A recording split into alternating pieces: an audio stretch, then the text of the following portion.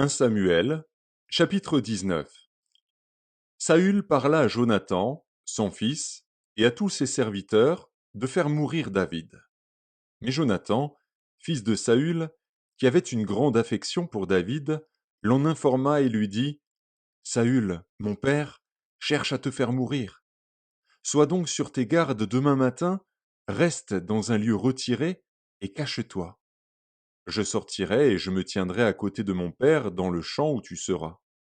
Je parlerai de toi à mon père, je verrai ce qu'il dira, et je te le rapporterai.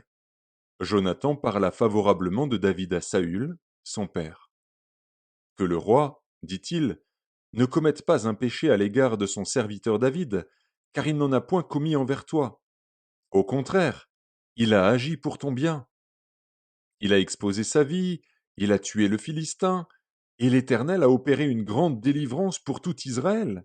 Tu l'as vu, et tu t'en es réjoui. Pourquoi pécherais-tu contre le sang innocent, et ferais-tu sans raison mourir David? Saül écouta la voix de Jonathan, et il jura, disant: L'Éternel est vivant, David ne mourra pas. Jonathan appela David, et lui rapporta toutes ces paroles. Puis il l'amena auprès de Saül, en présence de qui David fut comme auparavant. La guerre continuait.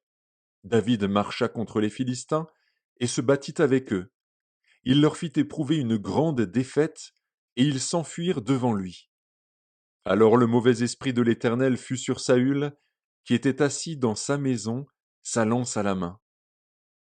David jouait, et Saül voulut le frapper avec sa lance contre la paroi. Mais David se détourna de lui, et Saül frappa de sa lance la paroi. David prit la fuite et s'échappa pendant la nuit. Saül envoya des gens vers la maison de David, pour le garder et le faire mourir au matin. Mais Michal, femme de David, l'en informa et lui dit: Si tu ne te sauves pas cette nuit, demain tu es mort. Elle le fit descendre par la fenêtre, et David s'en alla et s'enfuit. C'est ainsi qu'il échappa. Ensuite Michal prit le téraphin, qu'elle plaça dans le lit, elle mit une peau de chèvre à son chevet, et elle l'enveloppa d'une couverture. Lorsque Saül envoya des gens pour prendre David, elle dit: Il est malade. Saül les renvoya pour qu'ils le vissent, et il dit: Apportez-le-moi dans son lit, afin que je le fasse mourir. Ces gens revinrent, et voici, le téraphin était dans le lit, et une peau de chèvre à son chevet.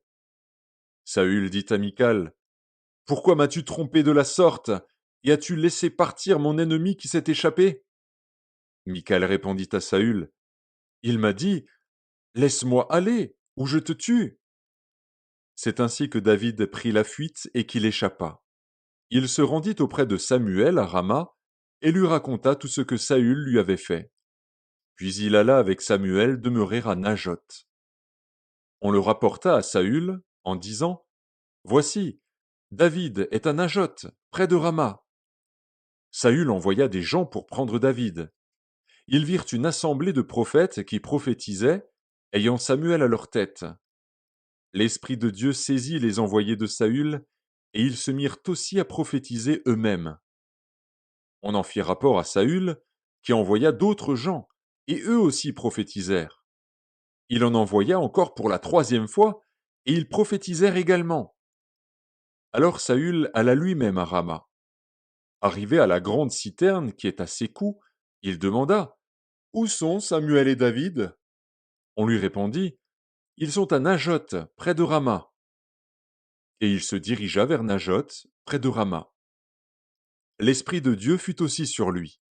Et Saül continua son chemin en prophétisant jusqu'à son arrivée à Najoth, près de Rama. Il ôta ses vêtements, et il prophétisa aussi devant Samuel. Et il se jeta nu par terre tout ce jour-là et toute la nuit.